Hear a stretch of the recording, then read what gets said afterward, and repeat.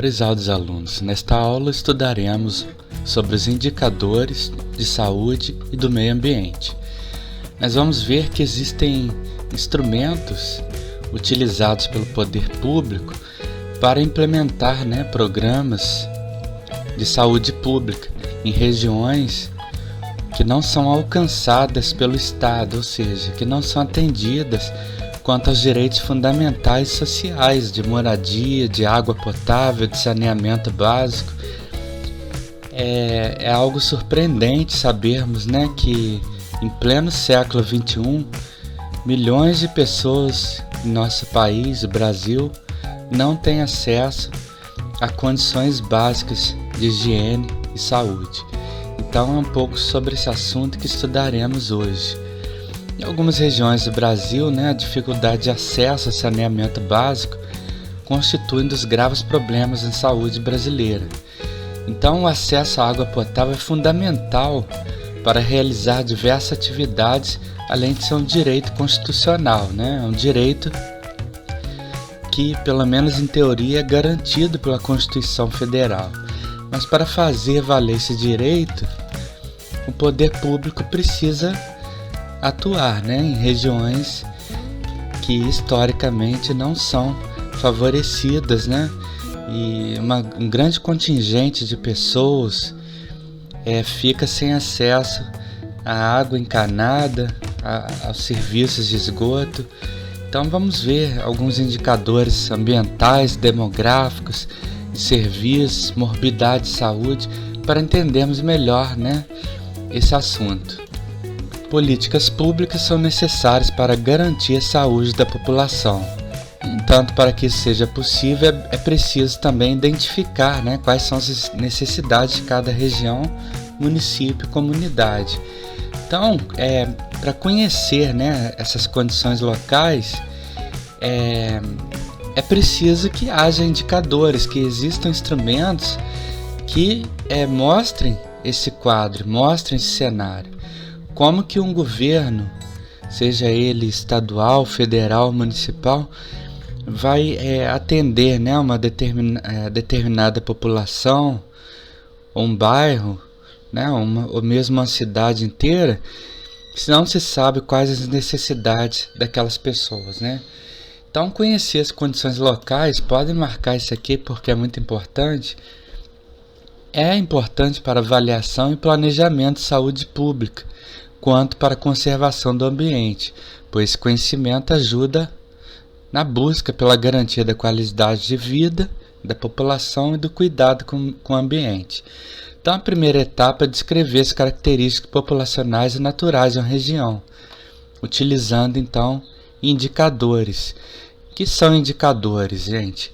Eles são informações científicas coletadas e analisadas por uma metodologia específica com o objetivo de avaliar algumas condições ao longo do tempo, como a taxa de mortalidade, a incidência de doenças e a cobertura de saneamento básico. Qual o objetivo dos indicadores?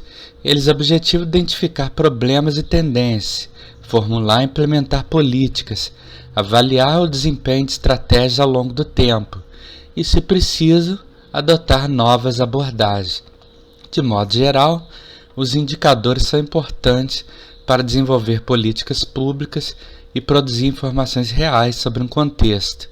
Além disso, eles devem ser consistentes, isto é, devem utilizar metodologias científicas adequadas e resumir informações de forma precisa e quantitativa. Assim, os indicadores incluem estatísticas, taxas, coeficientes, índices, entre outros.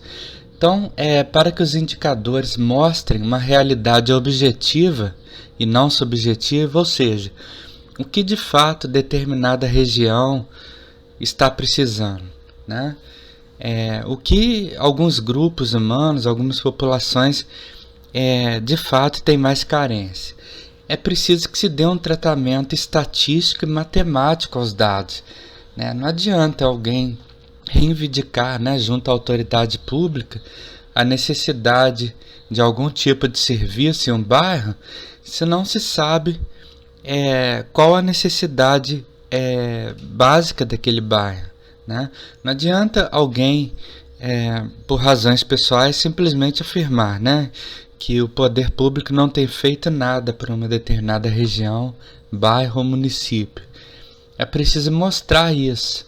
E são os indicadores que possuem um tratamento, uma abordagem científica, um tratamento matemático, estatístico, que vão mostrar esse cenário, né? Eles vão refletir, né, a necessidade daquele contexto. Os indicadores de serviço, eles estão relacionados à saúde, à qualidade de vida e ao meio ambiente. E eles são variados, abordam muitos aspectos das dimensões humanas, né? De forma geral, né, eles dão um tratamento científico, né, mas é também simplificado, né, da complexidade de uma região, né, de um contexto. Ao se tratar da saúde da população, é importante considerar diferentes condições de serviço que promovam a qualidade de vida, a higiene e a segurança. Tais serviços podem ser utilizados como indicadores de saúde, do ambiente e do planejamento da cidade.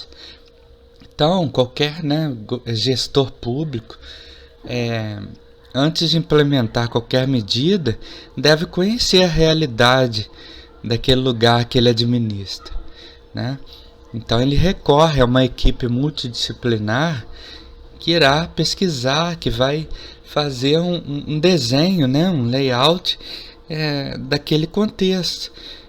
Para isso servem os indicadores, para mostrar, né, através de gráficos, de tabelas, de tendências,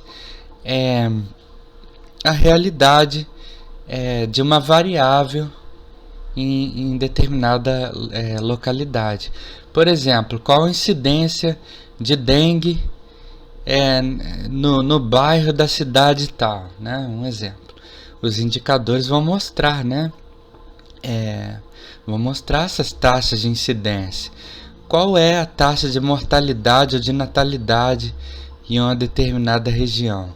Se a taxa de mortalidade for alta, o gestor público vai precisar, né, implementar programas que busquem diminuir, né, essa taxa de mortalidade, né, que busquem melhorar, né, essa situação e evitar assim as mortes. Então é preciso conhecer o que está causando aquelas mortes. Se é problema de assistência médica, se é falta de assistência médica, se é alguma doença endêmica, se são as condições precárias de vida de determinada população. Existem N fatores, né, que podem interferir nisso. Saneamento básico. Ele é um direito garantido pela Constituição brasileira e é definido como um conjunto de serviços referentes ao abastecimento de água potável, ao tratamento de esgoto, à limpeza urbana, à coleta, transporte e destino do lixo, à manutenção das redes de água na cidade e à drenagem e ao manejo das águas da chuva. Então, o saneamento básico abrange um espectro muito grande, né, de serviços que são responsabilidade do poder público, né, seja ele estadual, municipal ou federal. Além de saneamento básico, existe o conceito de saneamento ambiental, que é definido como um conjunto de ações econômicas e sociais que objetivam manter um ambiente saudável, prevenir a ocorrência de doenças transmitidas pelo ambiente e promover condições propícias, ou seja, favoráveis à saúde da população urbana e rural. Então, juntamente, né, com os indicadores, com o saneamento básico, existe o saneamento ambiental, né, que busca conhecer, né, as ações, que é o conjunto, na verdade, de ações econômicas e sociais que busca manter o ambiente saudável, né? Então ele protege as pessoas, a população, de doenças que podem ser transmitidas, né, pelo ambiente ou por condições presentes naquele ambiente. É o caso da dengue, né, por exemplo. Enquanto o saneamento básico está voltado para serviços ligados ao cotidiano, O saneamento ambiental está relacionado a questões um pouco mais amplas, como aspectos sobre a preservação ambiental, a qualidade do solo e da água, que a água pode ser um fator importante de contaminação e de transmissão de doenças, de veiculação hídrica, o destino dos resíduos sólidos, a qualidade do ar e os impactos ambientais. Então, boas condições de saneamento básico associadas ao saneamento ambiental adequado proporcionam uma taxa menor de mortalidade, menor incidência de doenças e melhora na qualidade de vida da população. Foram as taxas a que me referi anteriormente, né? Principalmente na questão da taxa de mortalidade, a taxa de incidência de doenças, etc. Então, de acordo com a Organização Mundial de Saúde, a OMS, a maioria das doenças que se espalham nos países em desenvolvimento é originada de problemas relacionados ao saneamento básico inadequado. O Brasil apresenta intenso crescimento urbano e esse crescimento, né, demanda maior cuidado, né, com o ambiente, o tratamento da água, esgoto, coleta e tratamento de lixo, para promover a melhoria da qualidade de vida da população e evitar cenários como esses que vocês estão vendo aqui, né? Um bairro cujas ruas, né, são bastante precárias, né, em que há um esgoto a céu aberto, né, em um município de Salvador, na Bahia, uma comunidade. Então é um cenário bem triste, né? Então os indicadores apontam as necessidades de uma determinada região para que possa então agir o poder público, implementar programas e ações que busquem minimizar ou mesmo colocar fim, né, a cenários tristes e precários como este aqui. A questão do saneamento básico e ambiental também é importante, né, principalmente em um contexto de pandemia. Nós estamos vendo, né, no Brasil, e não apenas no Brasil, mas em diversos países, né, em desenvolvimento, uma maior vulnerabilidade das pessoas, das classes desfavorecidas, das pessoas que vivem em condições precárias de saúde, moradia, né, que estão mais vulneráveis mesmo à Covid-19 por diversos fatores. Então, a falta de higiene, de saneamento, habitações pequenas e famílias muito numerosas, a ausência do poder público, tudo isso contribui significativamente para a transmissão do novo coronavírus, né? E não apenas do novo coronavírus, como de outros vírus, de outros agentes etiológicos, como bactérias, fungos e outras doenças. Agora vejam aqui esta informação, né? Situação de saneamento básico no Brasil.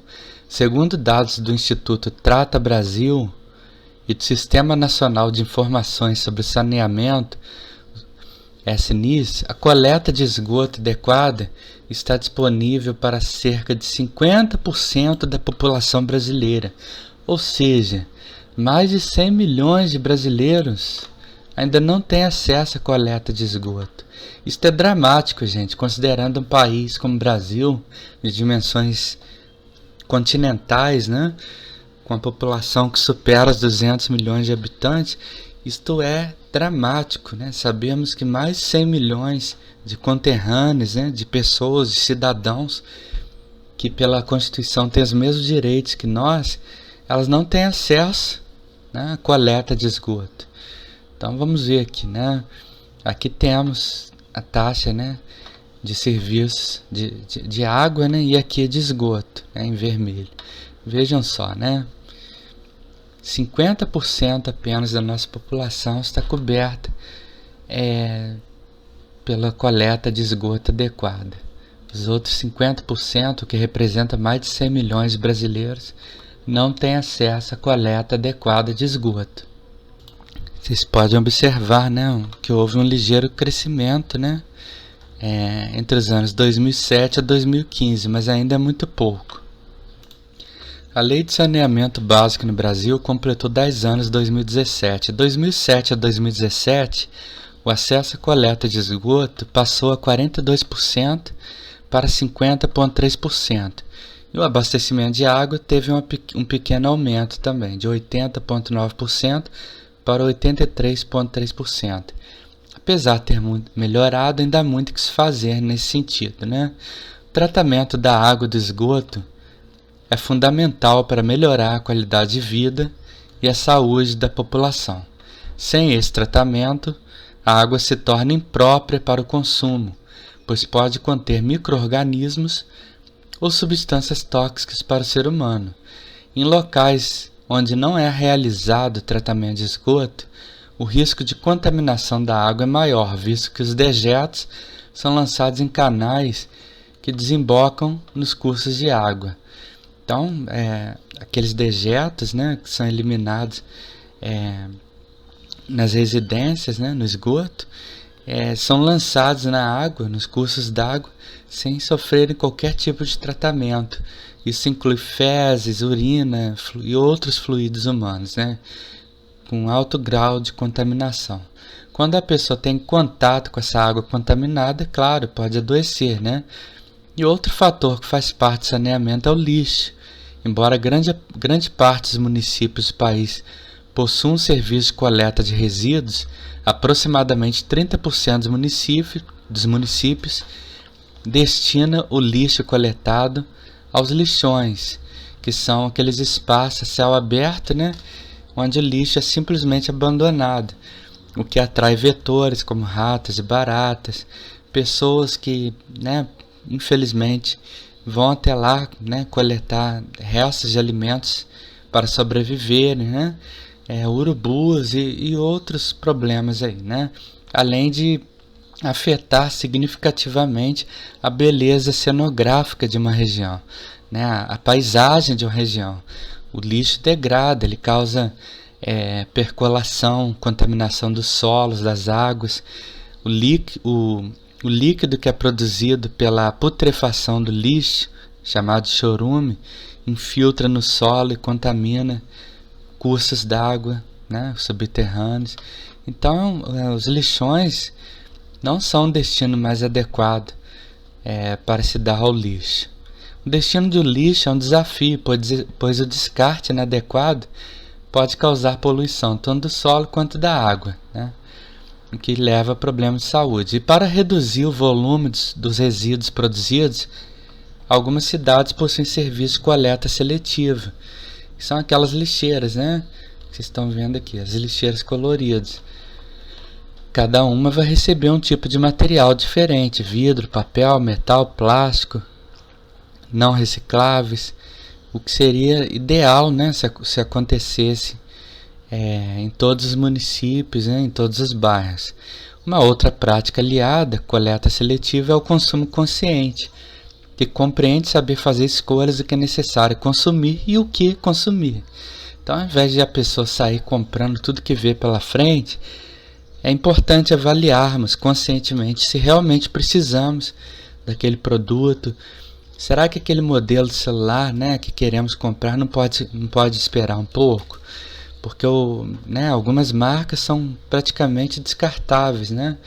Em poucos meses, aquela marca top ela sai de moda, surge um equipamento mais atualizado, com a configuração superior, né, e bem mais caro. Isso leva a um dano, a um ônus sobre o meio ambiente, que para se produzir aparelho celular, roupas, eletrodomésticos variados, etc., você retira recursos da natureza. Então, tendo em vista isso, o consumo consciente pode se tornar um importante aliado para reduzir o volume de lixo que é produzido pela sociedade, não apenas brasileira, quanto pela sociedade mundial a cada dia, que são milhões de toneladas. Aqui eu sugiro que vocês busquem conhecer um pouco mais sobre essa ONG, né, Trata Brasil. É uma organização, né, da sociedade civil de interesse público. Aqui vocês vão conhecer um pouco mais, né, sobre informações e estatísticas de serviços de água, esgoto e outros tratamentos em regiões brasileiras. Então, o OCIP, né, ela recebe uma qualificação do Ministério da Justiça, diferentemente da ONG, que não requer, né, essa qualificação. É uma questão, né, de nomenclatura, embora a finalidade de ambas seja bem parecida, né? São sociedades de terceiro setor. Vale a pena conhecer, né, para vocês se informarem mais. Vacinação. A vacinação, né, conforme já vimos anteriormente, né, em aulas anteriores, em aulas pregressas, ela contribui significativamente para o aumento da expectativa de vida da população, né, além de prevenir doenças infecciosas que podem ser mortais, né, que podem representar, né, altas taxas de mortalidade. Então, a vacinação é um importante indicador de serviço de cobertura, ou cobertura vacinal, como é chamado. Esse indicador representa o percentual de crianças imunizadas com vacinas específicas em certa região e ano, revelando características fundamentais sobre a saúde pública no Brasil. Ela é imprescindível, né, para garantir condições de saúde individual e coletiva, e é uma aliada importante da saúde pública. Então, o uso desse indicador objetiva identificar situações de insuficiência em que medidas de intervenção, como as campanhas de vacinação, são necessárias. Além disso, o indicador permite analisar variações regionais e controlar doenças que são evitáveis por meio da imunização. Então, é um indicador muito importante saber, né, qual a taxa, qual a cobertura vacinal de uma determinada região, né? E se ela for baixa, é preciso promover campanhas de conscientização para que essas crianças, essas pessoas, né, possam ser vacinadas, evitando assim o ressurgimento de doenças já erradicadas, né? Ou seja, que já não se manifestam mais em território nacional, como a poliomielite, né, paralisia infantil. Agora, para refletirmos, né, nós estamos assistindo uma onda crescente de movimentos anti-vacina no Brasil e no mundo, de pessoas que colocam em xeque a validade da vacina. Elas se apoiam não em informações científicas corretas, mas em teorias conspiratórias, né, que afirmam que a vacinação é uma forma de controle do governo sobre os cidadãos, sobre os indivíduos, e que o governo não pode obrigar, né, uma pessoa a ser vacinada, já que a Constituição garante as liberdades individuais, a liberdade de expressão. Mas é preciso atentarmos que a vacinação é uma importante ferramenta, um importante programa de saúde pública que tem prevenido doenças, aumentado a qualidade e expectativa de vida da população e tem contribuído para promover, né, o bem comum, né? Há problemas na vacinação? Nenhuma vacina é perfeita. Sabemos, né, que o percentual muito pequeno de pessoas podem vir a apresentar algum efeito colateral em razão da vacina, mas isto não é motivo para alguém deixar, né, de vacinar, né? Então é uma atitude bastante preocupante, né? Os pais deixarem de vacinar seus filhos movidos por ideologias, por teorias conspiratórias que não têm base científica. Estamos vivendo uma onda de anticiência, de anticientificismo, de terraplanismo, de pessoas que estão afirmando que a Terra é plana, contrariando todos os dados, todas as informações da ciência. Pessoas que negam que o homem já foi à Lua. E nesses grupos estão esses da onda anti-vacina, né? Os grupos anti-vacinas, o que é muito, muito preocupante. Então a vacinação ela é importantíssima para melhorar, né, os índices de qualidade de vida em qualquer parte do mundo. Normalmente a cobertura da vacinação monitora 5 principais vacinas infantis: hepatite B, poliomielite tetravalente, que faz a cobertura contra difteria, coqueluche, tétano, hemofilos influenza tipo B, BCG, tuberculose e tríplice viral, que protege contra sarampo, cachumba e rubéola. Doenças relacionadas ao saneamento ambiental inadequado.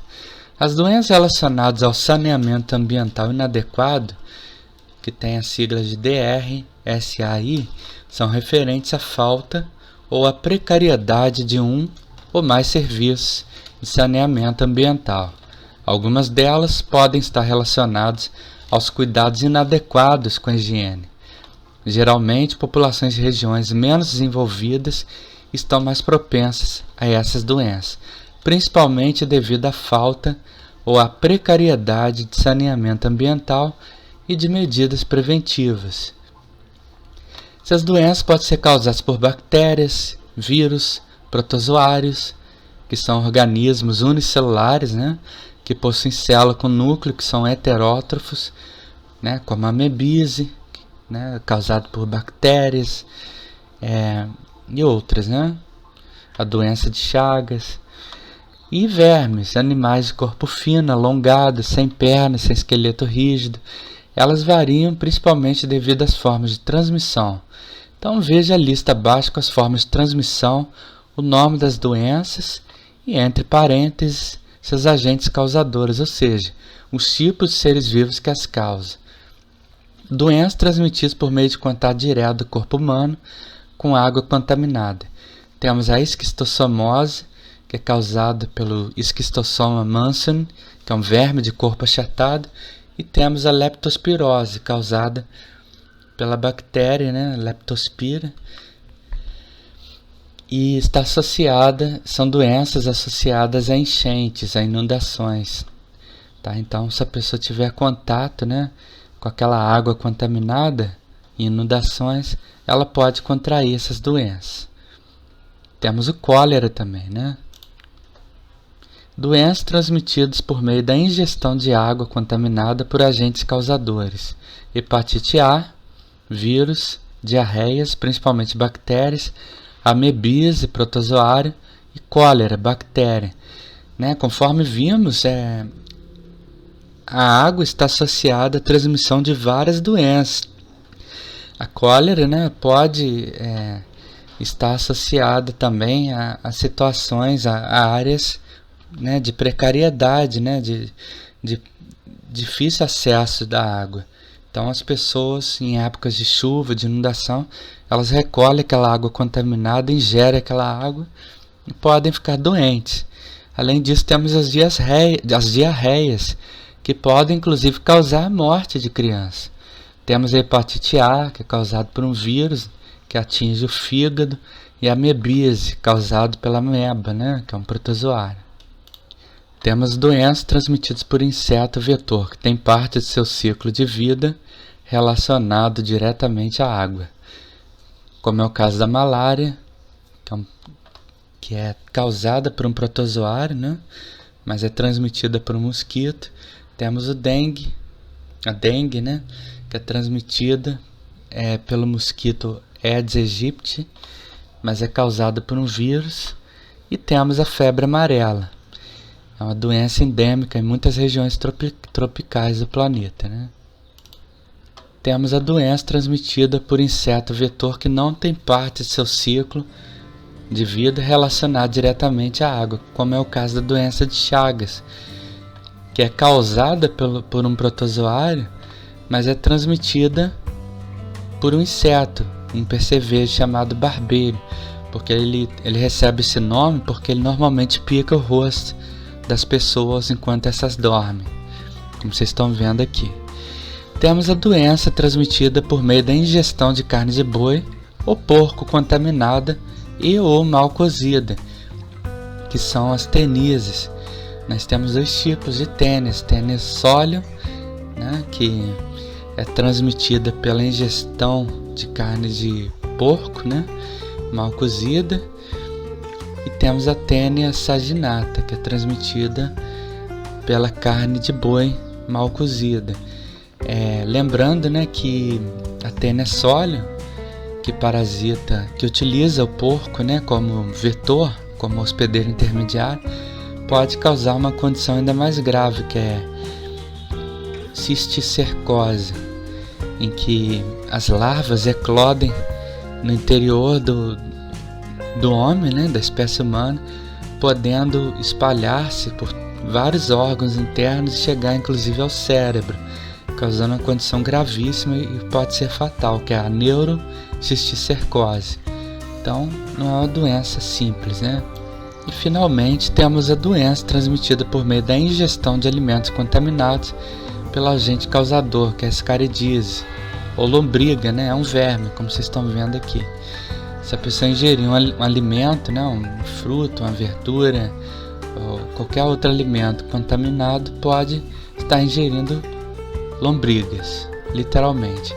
E elas vão se reproduzir no interior do organismo, e em casos mais dramáticos é preciso inclusive haver intervenções cirúrgicas para retirar, né, o excesso de lombrigas, porque elas tendem a sair pelos orifícios do corpo, como ouvidos, né, pelo nariz, pela boca. Então são doenças, né, que estão relacionadas à falta de saneamento básico. Aqui mais uma pequena pesquisa sugerida para vocês fazerem, né? A pesquisa intitulada Impactos na Saúde e no Sistema Único de Saúde decorrentes de agravos relacionados a um saneamento ambiental inadequado. Ou seja, são doenças causadas ou pela falta de saneamento básico ou por um saneamento ambiental inadequado, né? Eu sugiro que vocês pesquisem, né? Que vocês entrem nesse site e conheçam um pouco mais sobre esse estudo. Então, se é terminada assim esta aula, tá? Espero que vocês tenham aprendido, tenham gostado do tema, façam as atividades subsequentes e na próxima aula aprofundaremos mais esse tema, falando um pouco sobre as diversas taxas que servem, né, como um cenário, né, como um retrato desses indicadores de saúde pública em várias regiões e municípios do nosso país. Então, até lá.